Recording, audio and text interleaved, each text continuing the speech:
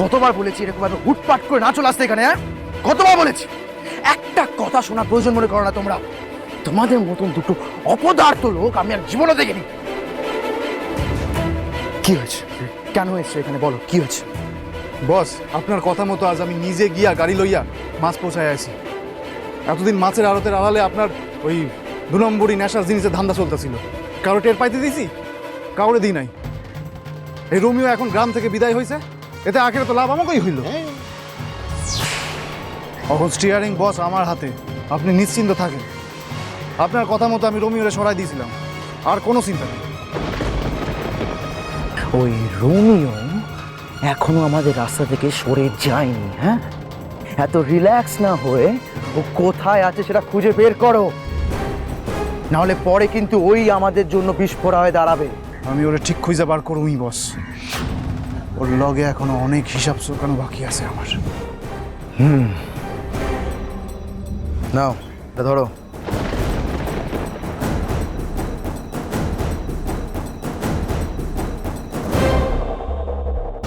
বিনোদ একা নয়, ওর উপরে আমাদের বস আছে।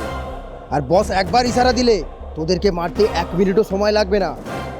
তার মানে আমি ঠিক ভেবেছিলাম, আমাদের কোম্পানি আরএস এন্টারপ্রাইজেসের আড়ালে ওই রোহন নিজের বেআইনি মাদক দ্রব্যের ধান্দা চালাচ্ছে, আর ওর সাথে হাত মিলিয়ে এই ভীমা রেশম দিঘির ওই অসহায় মানুষগুলোকে ঠকাচ্ছে।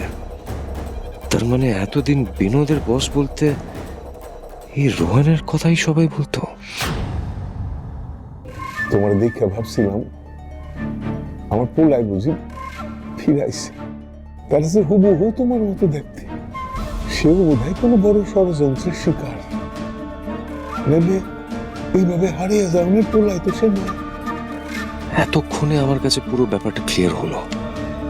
ওনাদের একমাত্র সন্তান রোমিও ওদের পথে বাধা হয়ে দাঁড়িয়েছিল, সেই জন্য রোমিওকে ওই রোহানের ষড়যন্ত্রের শিকার হতে হয়েছে। রোহান শুধু একজনের নয়, অনেকজনের ক্ষতি করেছে, আর তাকে শাস্তি দেওয়ার জন্য ফিরে এসেছে এই ঋষিরাজ সেন শর্মা।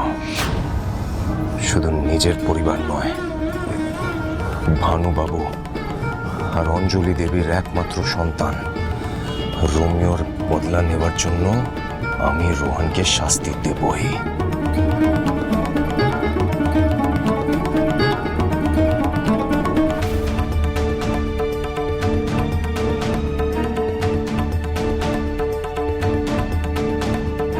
কিন্তু তার আগে আমাকে জানতেই হবে এই রোহনের আসল পরিচয়টা কি, আর ওইসব কেন করছে, এসবের পেছনে ওর কি মোটিভ আছে। এই রোহনের ওপর নজর রাখলে আমি সবটা পরিষ্কারভাবে জানতে পেরে যাব।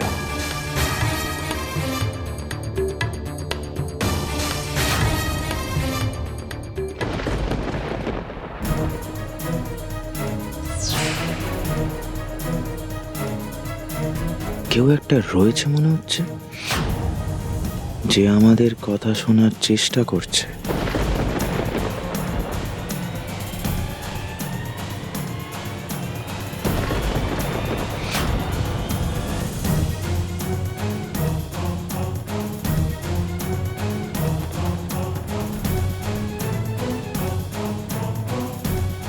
তবে কি আমি ভুল দেখলাম?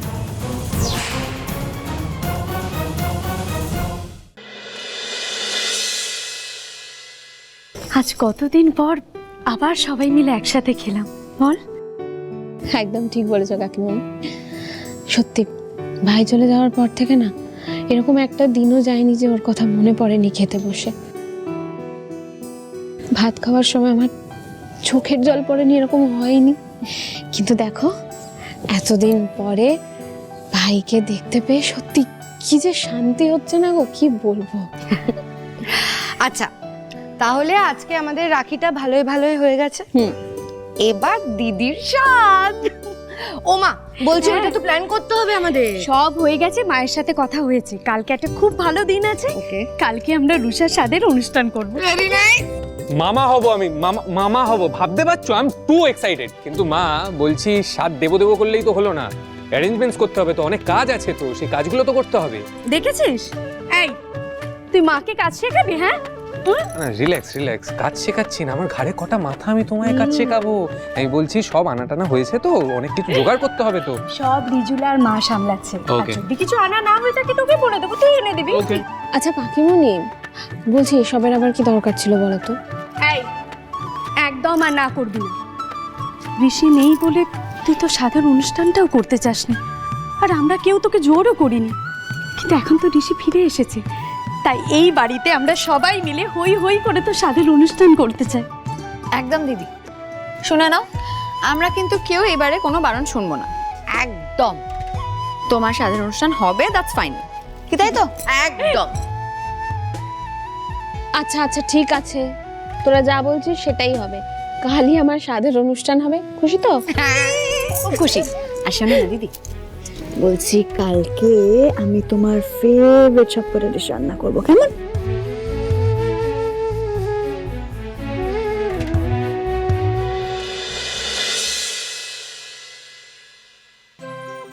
ওই তো ভাইও চলে এসেছে।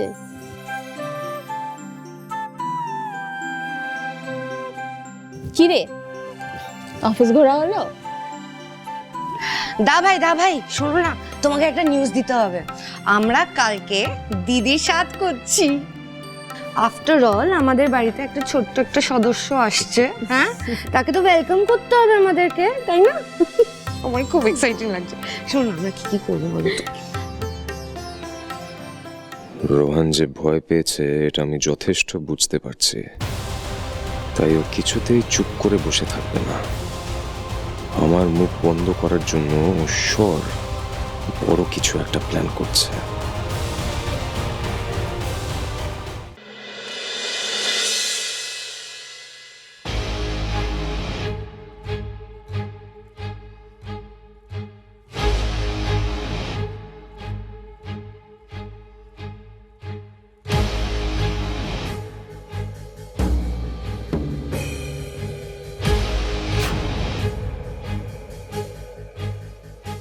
এতগুলো ভাগিদার সেনবাড়ির আর ব্রিজেশ মিত্রের সম্পত্তির।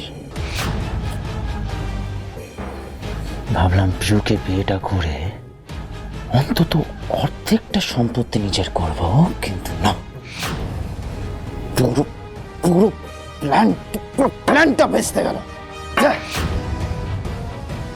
আমার মন বলছে ঋষি নিশ্চয়ই কোনো না কোনো একটা বড় প্ল্যান করে ফিরে এসেছে। ও আমায় ফাঁসানোর আগে ওর পুরো চালটা আমায় উল্টে দিতে হবে।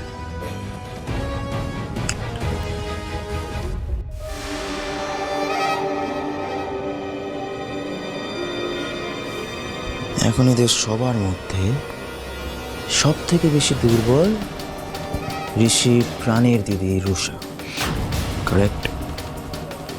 আর রুষার জন্য দুর্বল সবাই।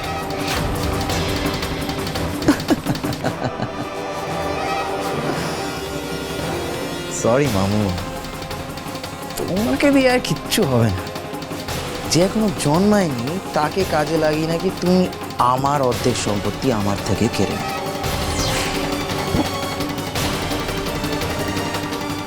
রোহান এখন এমন একটা চাল চালবে না, অর্ধেক নয়, গোটা সম্পত্তি আমার হবে।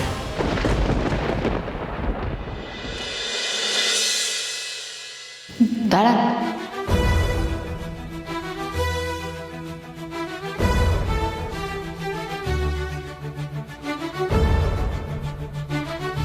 আমার আপনার সাথে কিছু কথা আছে।